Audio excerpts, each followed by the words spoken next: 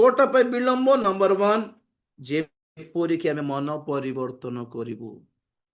को विषय खसी गल ना कौन को विषय दुर्बल हो गल ना कौन को विषय मन पछाड़ को टाणुछि ना कौन प्रभु कहउछंती रिपेंट अगेन आपण मान को कहउथिले कि नहीं मिस्र देशरु बाहर की इस्राएली माने जोर्दन पाख को आसीबा पर्यंत गोटे टाइम रे गोटे गोटे गोटे प्रकार यात्रा चलिला जोर्दन को आसिला परे परमेश्वर कहले यहोशुआ को कि एमानंकु पुनर्बार सुन्नत करो जो रास्ते में पैदा हुए ना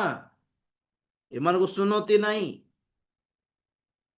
पूर्व पुरुष मानकर सुन्नति थिला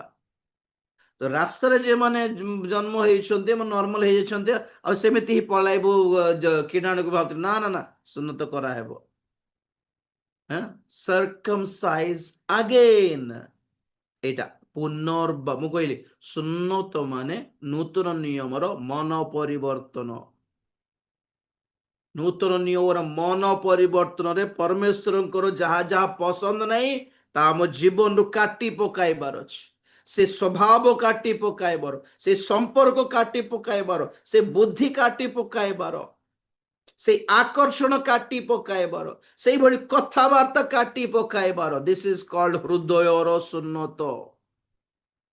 आत्मिक सुन्नत हस्त द्वारा नहे वाक्य द्वारा और पवित्र आत्मा द्वारा सुन्नत करा जिबा आज प्रभुंकर आगमन पूर्वर